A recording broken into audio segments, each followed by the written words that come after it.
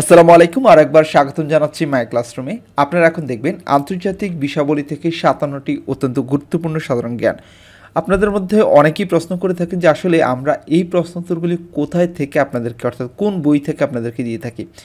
আপনাদের জন্য বলছি এখনকার প্রশ্নোত্তরগুলি থাকছে প্রফেসর কারেন্ট অ্যাফেয়ার্সের জানুয়ারি ২০২৫ সংখ্যার ৬৩ নম্বর পৃষ্ঠা থেকে।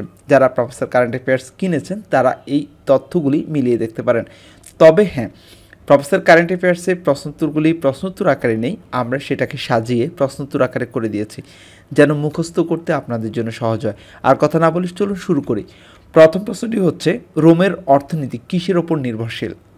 রোমের অর্থনীতি ছিল দাস শ্রমের ওপর নির্ভরশীল। বার্ষিক দিনপঞ্জি কে তৈরি করেন? বার্ষিক দিনপঞ্জি তৈরি করেন দারিউস। হিব্রু শব্দের অর্থ কী? হিব্রু শব্দের অর্থ বিদেশি বা যাযাবর। দক্ষিণ পূর্ব এশিয়ার কোন দেশটি স্পেনীয় সাম্রাজ্যভুক্ত ছিল? ফিলিপাইন। জনসংখ্যায় বিশ্বের বৃহত্তম মুসলিম দেশ কোনটি? ইন্দোনেশিয়া। পরিবেশ দূষণ ঠেকাতে ক্যান্সার গ্রাম ঘোষণা দেয় কোন দেশ? চীন। ন্যাশনাল লীগ ফর ডেমোক্রেসি, সংক্ষেপে এনএলডি, এটি কবে প্রতিষ্ঠিত হয়? এনএলডি বা ন্যাশনাল লীগ ফর ডেমোক্রেসি প্রতিষ্ঠিত হয় ২৭ সেপ্টেম্বর ১৯৮৮ সালে। ইউরোপের উচ্চতম পর্বতশ্রেণী কোনটি? আল্পস, এটি হচ্ছে ইউরোপের উচ্চতম পর্বতশ্রেণী। যুক্তরাজ্যের আইনসভার নাম কি? যুক্তরাজ্যের আইনসভার নাম হচ্ছে পার্লামেন্ট। ক্রিমিয়া কোন সাগরের তীরবর্তী উপদ্বীপ? এটি হচ্ছে কৃষ্ণ সাগরের তীরবর্তী উপদ্বীপ।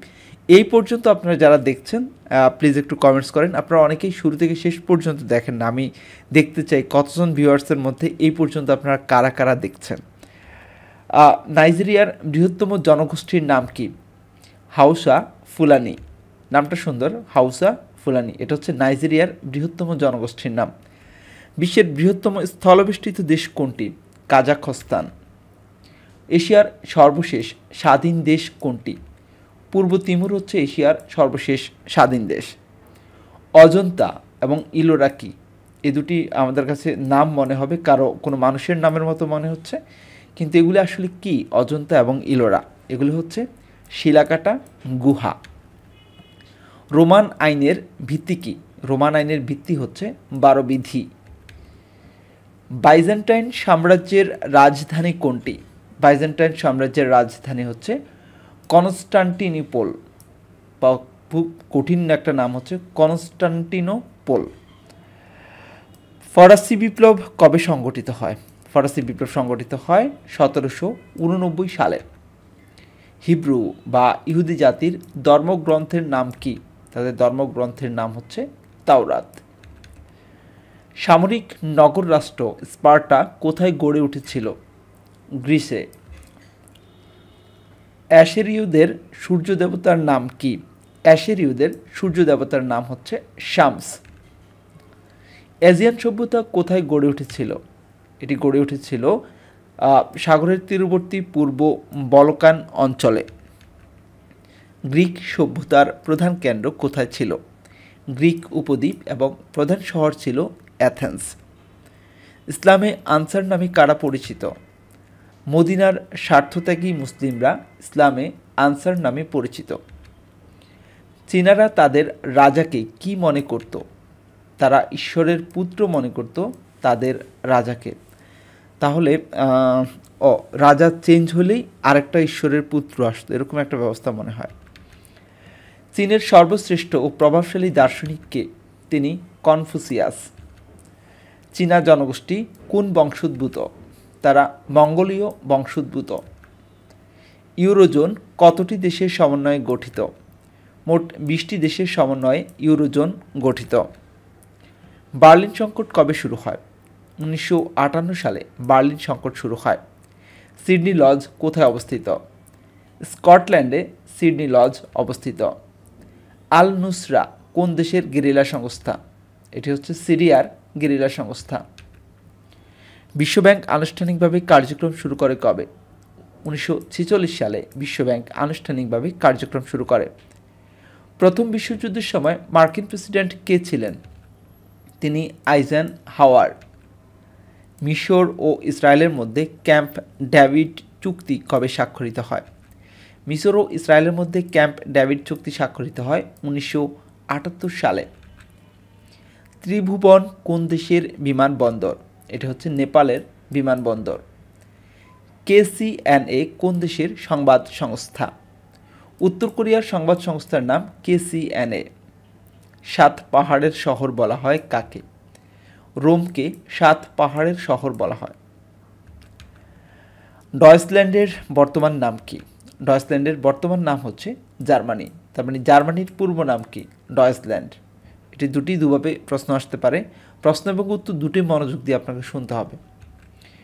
নাগার্নো কারাবাখ কি? এটি হচ্ছে ছিটমহল। কানকুন কোন দেশের শহর? খুব সুন্দর নাম, কানকুন। কানকুন হচ্ছে মেক্সিকোর শহর, কানকুন। ক্যানবেরা কোন দেশের বিখ্যাত শহর? ক্যানবেরা হচ্ছে অস্ট্রেলিয়ার বিখ্যাত একটি শহর। শিল্প বিপ্লব কোন দেশে শুরু হয়? ইংল্যান্ডে শিল্প বিপ্লব শুরু হয়। B-52 এটি কি? এটি হচ্ছে এক ধরনের বোমারু বিমান। পৃথিবীর সবচেয়ে দূষিত সাগর কোনটি? ভূমধ্যসাগর। সর্বপ্রথম পানি দূষণ সমস্যাকে চিহ্নিত করেন কে? তিনি হিপোক্রেটিস। তিনি সর্বপ্রথম পানি দূষণ সমস্যাকে চিহ্নিত করেন। ওজোন স্তর ভিয়েনা কনভেনশন কবে গৃহীত হয়? 22 মার্চ 1985 সালে। পৃথিবীর সর্বাধিক দূষিত নদী কোনটি? সিতারাম নদী, ইন্দোনেশিয়া। SMOG কি? SMOG হচ্ছে দূষিত বাতাস। বিশ্ব বাঘ দিবস কবে পালিত হয়? বিশ্ব বাঘ দিবস পালিত হয় 29শে জুলাই। বিশ্ব পরিবেশ দিবস কবে পালিত হয়? 5ই জুন বিশ্ব পরিবেশ দিবস পালন করা হয়। আন্তর্জাতিক বন দিবস কবে পালন করা হয়? 21শে মার্চ আন্তর্জাতিক বন দিবস পালন করা হয়। ফ্রাইডে ফর ফিউচার কী ধরনের আন্দোলন? ফ্রাইডে ফর ফিউচার এই আন্দোলনটি হচ্ছে পরিবেশ বিষয়ক আন্দোলন। আতিতোলান ও সান্তা মারিয়া সক্রিয় আগ্নেয়গিরি কোথায় অবস্থিত? গুয়েতেমালায়। দিল্লি কোন নদীর তীরে অবস্থিত? দিল্লি হচ্ছে যমুনা নদীর তীরে অবস্থিত। ভলগা নদী কোথায় পতিত হয়েছে? কাস্পিয়ান সাগরে ভলগা নদী পতিত হয়েছে। আজ এ পর্যন্তই। এতক্ষণ পর্যন্ত যারা সাথে ছিলেন সবাইকে আরও একবার কমেন্টস করার জন্য অনুরোধ করব। কেমন লাগছে আমাদের এই ভিডিওগুলি, আপনারা কে কিসের জন্য প্রস্তুতি নিচ্ছেন সেটি আমাদেরকে কমেন্টস করবেন। যারা মাই ক্লাসরুমের সাথে ছিলেন সবাইকে অসংখ্য ধন্যবাদ। আল্লাহ হাফেজ।